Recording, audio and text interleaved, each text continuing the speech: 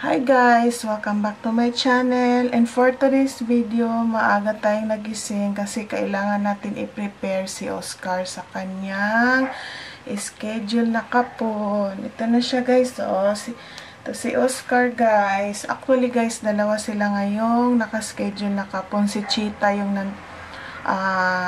cat namin na nandoon sa shop. At saka ito si Oscar guys. Magti 3 years old na to si Oscar.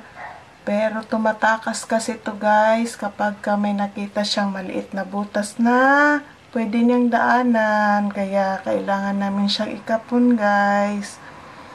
Yan Yung ilong niya pala guys, may sugat siya kasi nag-aaway sila ni Cheetah. Yung laro-laro lang.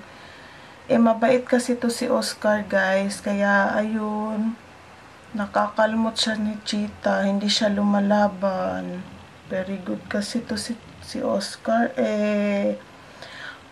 Bago pala siya ikapon guys, merong mga procedure na dapat gawin at i-prepare si Oscar.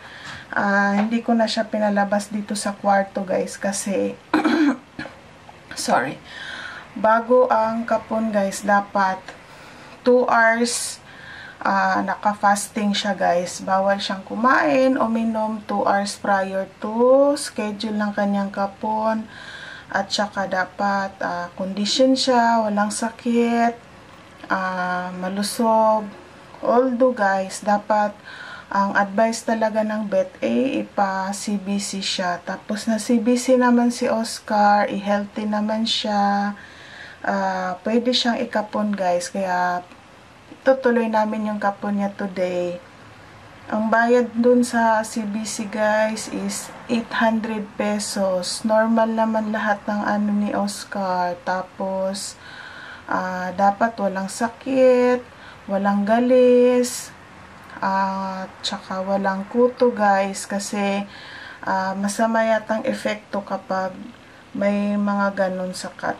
Si Oscar malusog naman guys. So, matutuloy na yung schedule nila ng kapon today. Ayan guys, isi-share ko sa inyo. Good boy yun Ito si Oscar guys big boy na Yan siya. Kawawa lang siya guys. Meron siyang kalmot sa Pag si Daniel guys, pwede na siyang ikapon, ipapakapon din natin siya para hindi na din siya tumakas at hindi magiging aggressive. Kasi sabi nung vet guys, kapag nakapon daw yung cat, nalilis daw yung aggression ng cat, hindi na siya yung aggressive, kagaya niya, naglalaro sila, nangangalmot, ganyan. Nalilesen daw yun guys. Tapos may iwasan din ang kanyang pag-alis-alis sa bahay guys. So isa din yan sa namin sa anong tawag to, nakapag-decide kami na kakapon na lang namin kasi kaysa mawala pa sa amin likot-likot ni Oscar good boy yan. So, mamaya guys, isi-share ko sa inyo pagpapunta na kami sa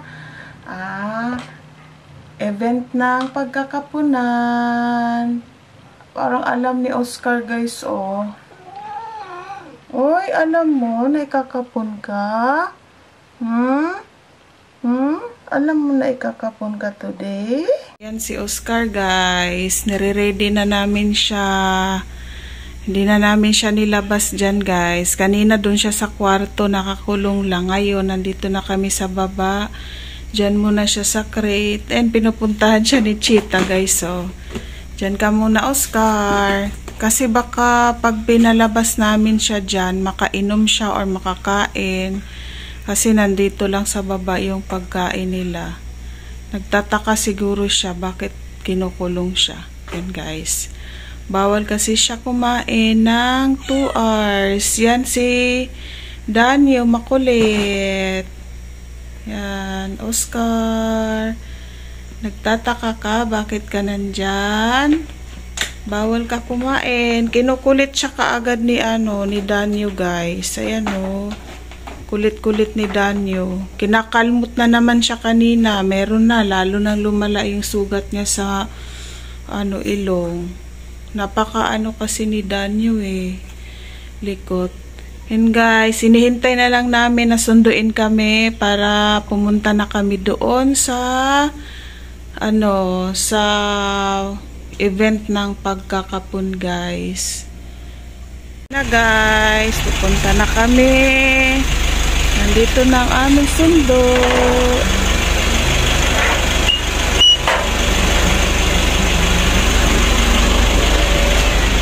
Yan guys. Yan silang dalawa. Dadalhin na namin sila. So, ayan na guys. Nandito na kami ngayon sa MC Depot sa Lancaster kasi dito gaganapin yung event. Ang dami ng tao guys. Ayan dito sa Cutie Goods. Ayan yung isang cut namin guys. Si Cheetah. Sa shop lang yan lagi nag-i-stay. Yan, nakapila kami guys. Ang dami na pala dito.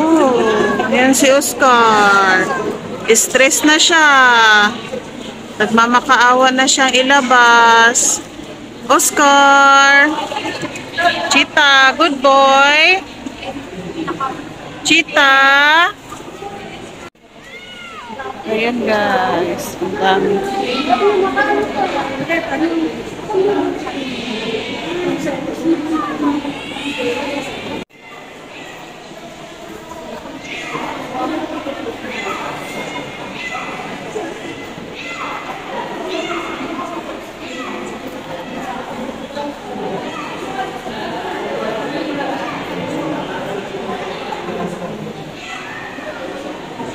Oscar. Yan behave lang si Cheetah. Ito iyak ng iyak. Nai-stress na.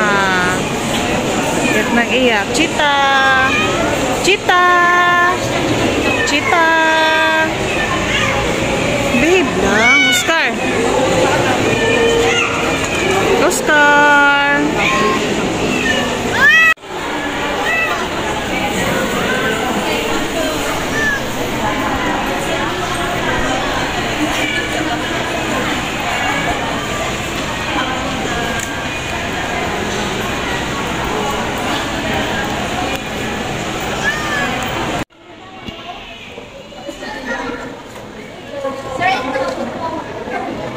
Ayan na, tapos na si Oscar man. Makapon. Oscar! Kawawa naman si Oscar. Ayan na. Si Oscar. Pagka-injection sa kanya, tulog agad. Ayan kawawa naman ang baby namin. Kawawa naman. Pero may ulirat naman siya. Ayan Oscar. Sorry Oscar. Para hindi ka na tumakas. Mawala ka pa sa labas. Cheetah. Ang tagal ni Cheetah na tadla ng anesthesia. Yun si Oscar nilipat namin siya dito. Yan si Cheetah. Cheetah!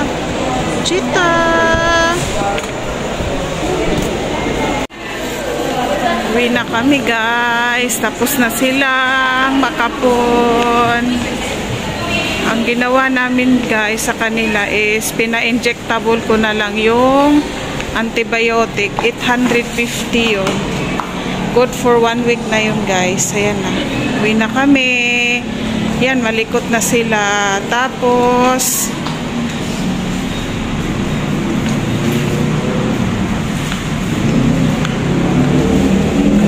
Cheetah. Yan si Cheetah guys. Naiinis siya kasi nilalagyan siya ng collar cone. Ayaw niya na lagyan siya ng collar cone. Pero kailangan kasi siyang lagyan para hindi nila madilaan yung kanilang sugat. nilalapitan siya ni Danyo.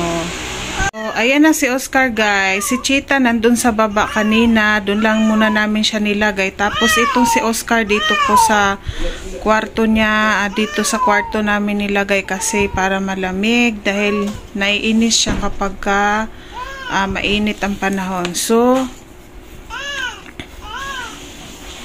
yung gamot niya na antibiotic guys, pina-inject ko na lang sa kanya kasi medyo mahirap painumin ng gamot to si Oscar. Kaya nag-decide ako, tsaka may pasok na ako bukas, so baka hindi yung injectable kasi is good for 2 weeks na yun guys, na isang injection lang, tapos 850 yun. Tapos ang ipapainom ko na lang sa kanila is yung ito guys,